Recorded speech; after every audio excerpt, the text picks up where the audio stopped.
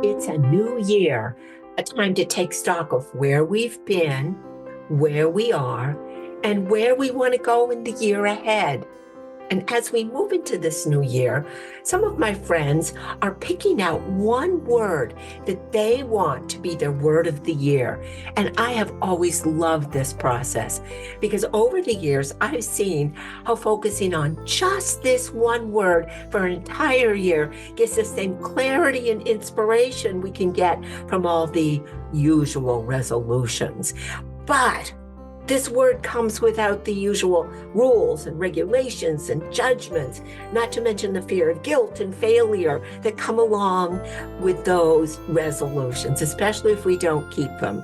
And I've actually heard the second Friday in January is called Quitter's Day because that's about the time people start giving up on themselves, the resolutions, and the idea that they can make a change for the better. When you pick one word for the year, there's none of that guilt or fear of failing. Instead, that one word gives us a chance to decide what we really want in our lives. Then it serves as a guide to keep us on track as we work to create the life of our dreams. Now, over the years, I've heard lots and lots of great, inspiring, powerful, wonderful words that people have come up with. But there is one word that has always resonated with me. Simple word, common word, a word we use all the time, but we almost never stop to think about what this word really means or could mean in our lives. And I have been thinking so much about this one word lately because I believe it could make a real difference, not only in our lives, but in the world, and especially this year. So what do you think the word might be? Well, if you guessed the word listen, you'd be right. Because there is such incredible power in listening, a power that can create profound and positive changes both on the inside and the outside. Listening brings clarity and meaning into our personal lives, as well as creating positive, powerful changes in the world around us. So, how does a simple word do all that? What's the power of listening? I think listening with focus and intent connects us with the people around us, the world around us, and it connects us with ourselves in a deep, more personal level. And, I know, we usually think of listening as what we do with other people. I listen to them, they listen to me. But listening to ourselves, I mean, really listening to ourselves is just as important as listening to everyone else. And in fact, no, I think it's more important because please hear this. You deserve to be heard.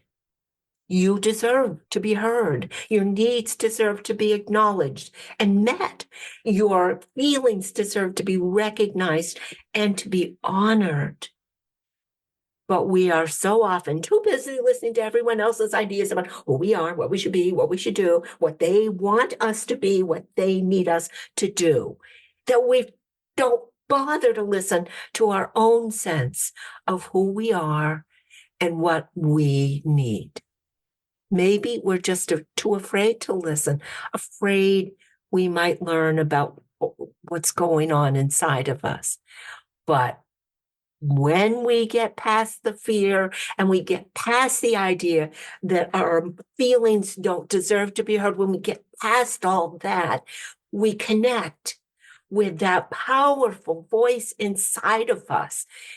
Just imagine what would happen if we all stopped yelling at ourselves, threatening ourselves, and telling ourselves scary stories of what might happen in the future. Just imagine it. What if we ignored those inner voices that bully and berate us? And what if we started listening to who we really are and what we really want?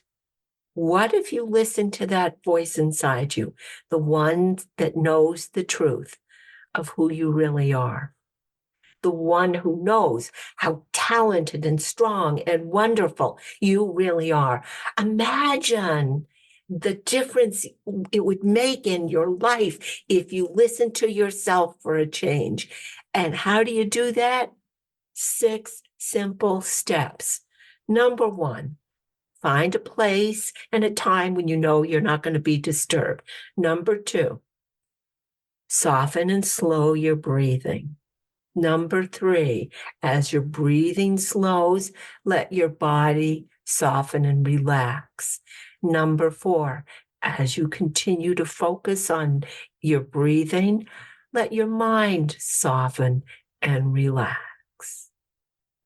Number 5, when you feel at peace, ask yourself a question.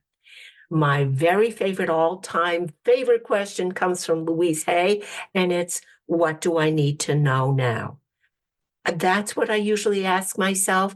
And you can ask yourself that, or any question that resonates to you. You could ask, like, what do I really want? What do I need to do?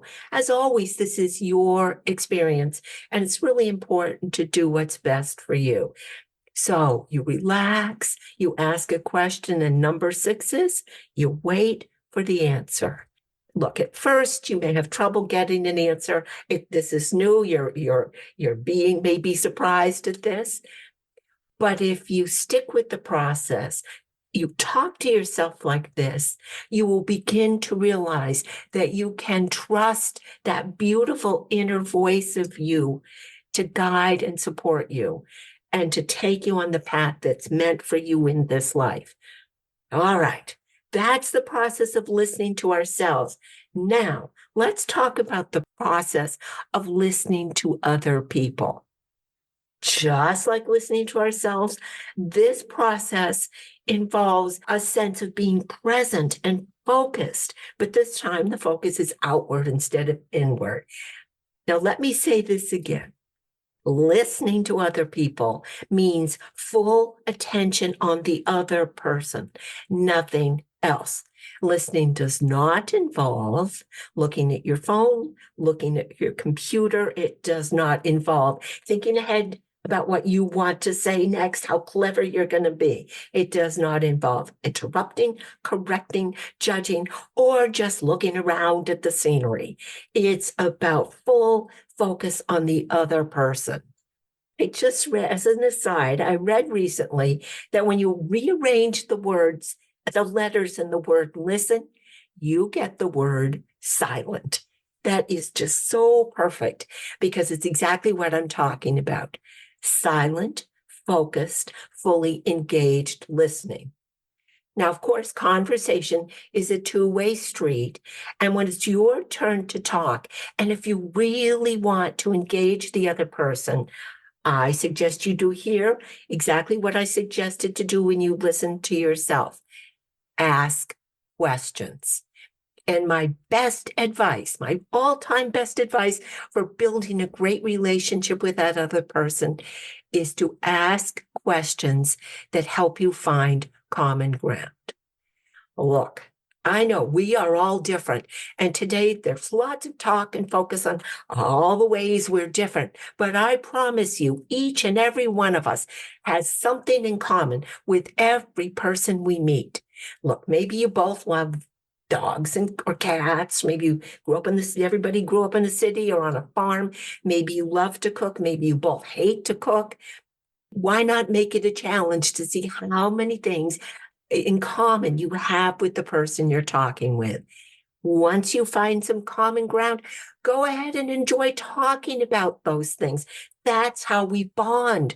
We bond with each other over the things we have in common, our shared interests, our shared experiences. And look, even if you have only one thing in common, that one thing can be enough to start creating a sense of trust and respect between you. So start with how we're alike. And once we've established that connection and we feel more comfortable, then we can start thinking about exploring our differences, the things that make us uniquely us. And I know this might be a little more difficult.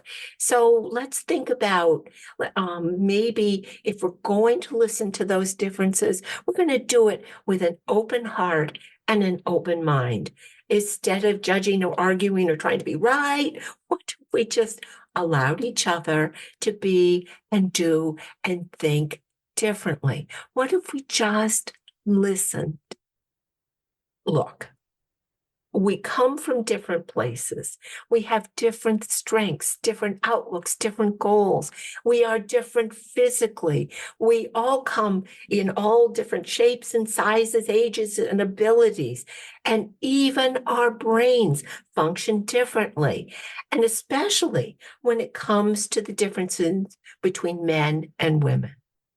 So what if we focused on understanding the differences, acknowledging them, and learning how and why we're different? Because that understanding offers us important insights into how we show up in our personal relationships, whether with a romantic partner, friend, family member, coworker. The more we know about how our brains work, how we're alike, how we're different, the better we're going to be able to understand ourselves, the people in our lives, and it can give us a deeper insight into why we're so anxious. Recent research suggests that anxiety shows up differently in women's brains than it does in men's brains. These differences give us a window into how each of us responds to the anxiety we are all experiencing. Now, please remember, I'm talking generalities here.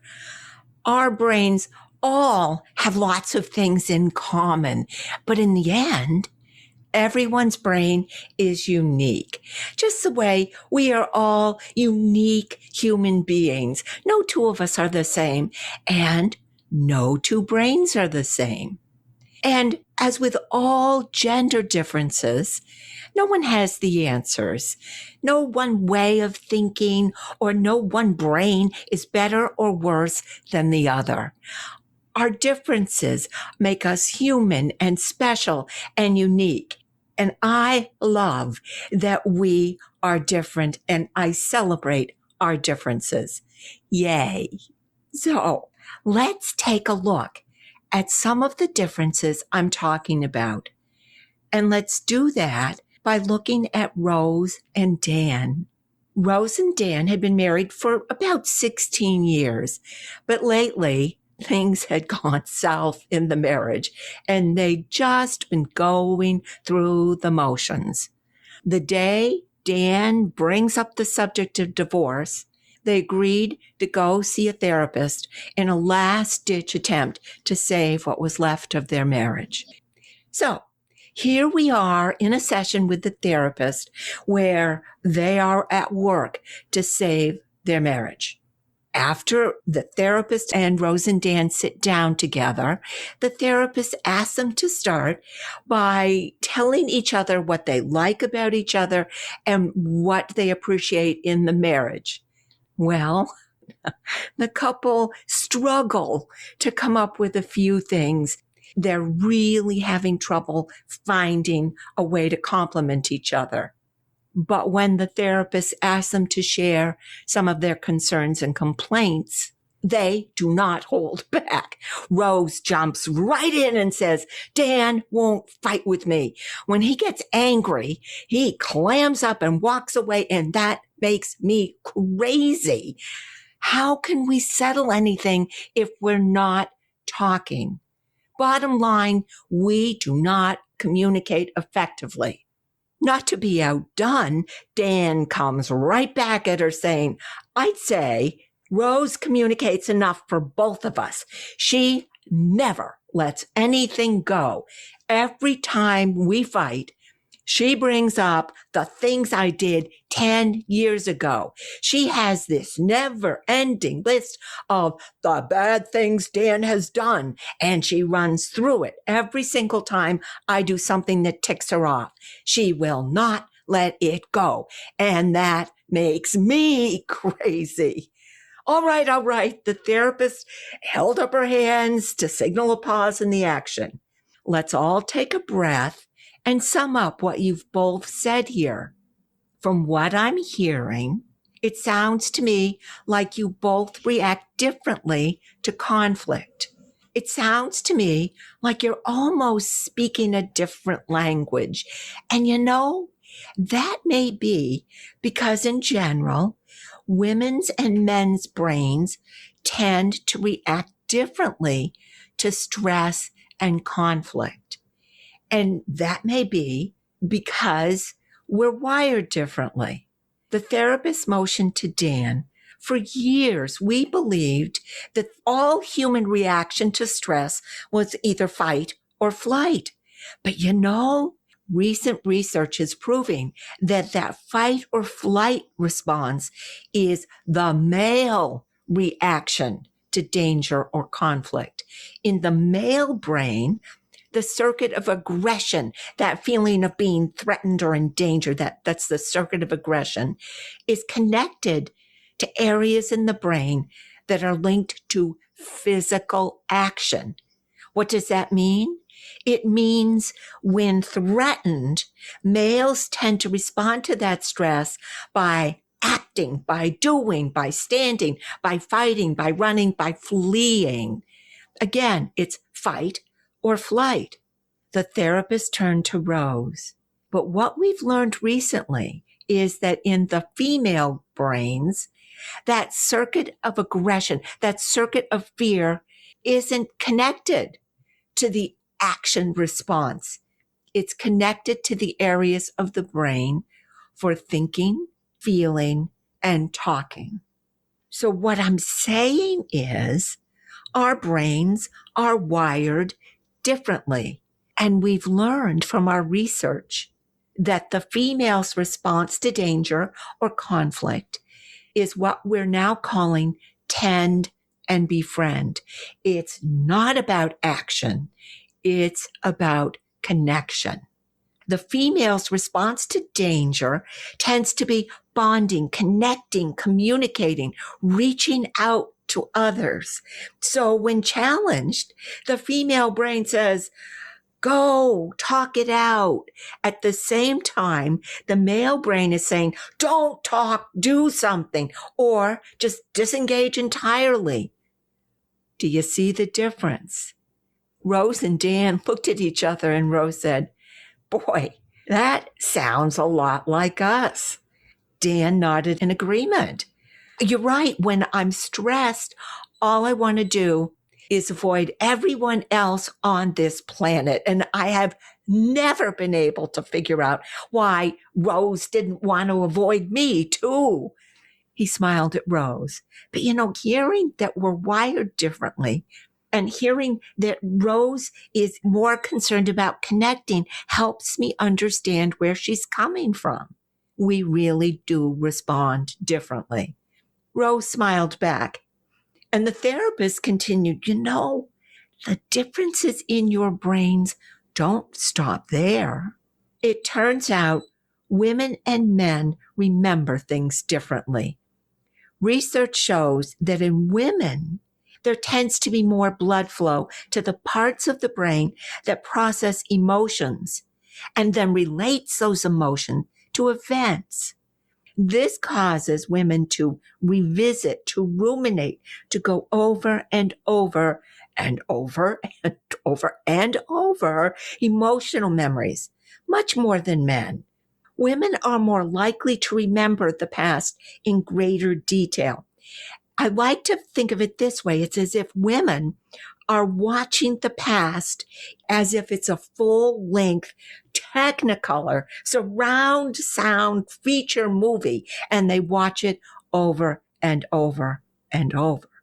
On the other hand, the therapist turned to Dan. Memories in men tend to be short and sweet. The way they remember is more like a movie trailer, not that full-length feature movie. They think briefly about a memory, they may analyze it, and then they move on to something active and unrelated to those feelings. So take a minute and think about those differences in how we remember. On one hand, we have that full-length feature movie, Technicolor. On the other hand, we have the trailer. Can you see how those differences might be showing up in your relationship?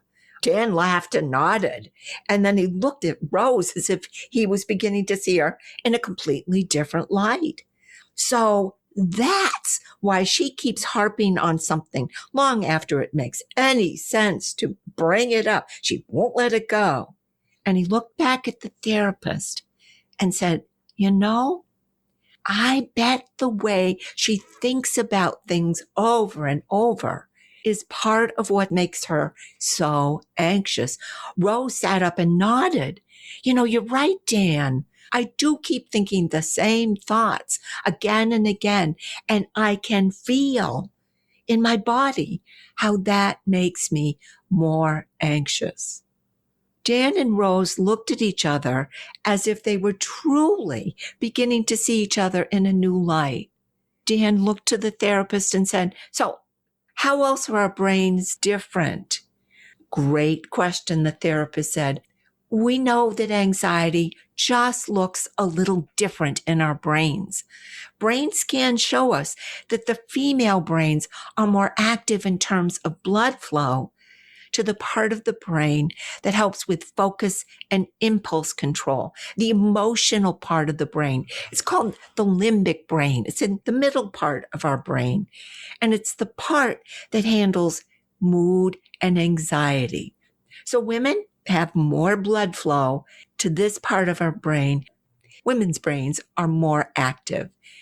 And when you think about that and you look at the brain scans and how active this area is, it may explain why women worry more than men and why their worry response, the response to worry, is longer and stronger.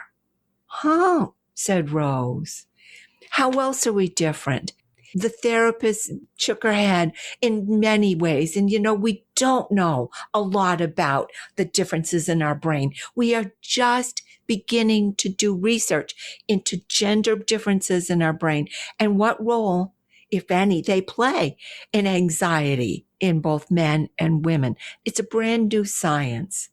Just getting to start to look at the differences. The therapist leaned back. But for now, I hope that talking about the differences and how your brains work has helped you to begin to understand each other and where you're coming from. Dan glanced at Rose. It has been a big help for me. I really do see how we are different. And Rose smiled back and said, you know, this has given me some hope that if we can understand these differences, we can find ways to work together.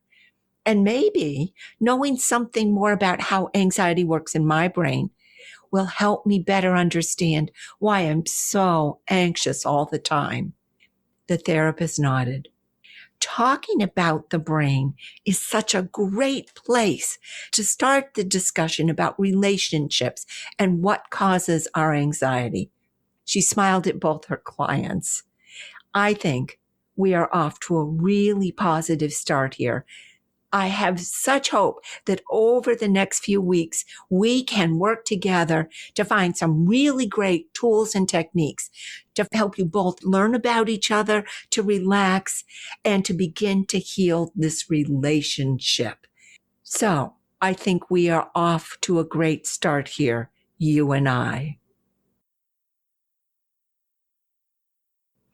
Now, as we wrap up with Rose and Dan, let me say to you exactly what the therapist said to them.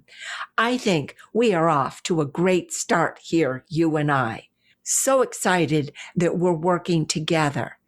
But let me just add, and this is a critical aside, I'm talking about women here. I'm talking about women's anxiety, but men are anxious too. I understand. I truly understand that men have anxiety, and I know how miserable dealing with anxiety can be for anyone. And let me say, I believe we all deserve to feel better. You, me, all of us. And so this course, this module, this is for all of us. And let me just say, if you find this is working for you, I hope you'll share it with your anxious friends and family, anyone in your life who's dealing with anxiety. Please, please, please let them know there is help and there is hope here for all of us. This is about doing it together. All of us. Let's agree. No more suffering. So that wraps it up for this module. In the next module, we're going to talk more about the causes of anxiety, what's making us anxious, and what's making you anxious in particular. Because the more we know about our anxiety, the better we're going to be able to deal with it. And that's what this is all about, healing our anxiety. Now, if you're ready to jump right into the next module, great. Can't wait to see you there. But as with all these modules, it's perfectly okay to just listen to one at a time. And then sit with what you've learned for a while. Just absorb and digest a new perspective or maybe a new way of thinking about your anxiety. Take your time, go at your own pace. And of course, you can always return to a module anytime you feel a need for a refresher or a reminder. I'm here for you. Let's take our time with this. We'll go at your pace. Together, you and I are going to figure out ways to help you feel better, to help you ease those fears and start living that anxiety-free life you were born to live.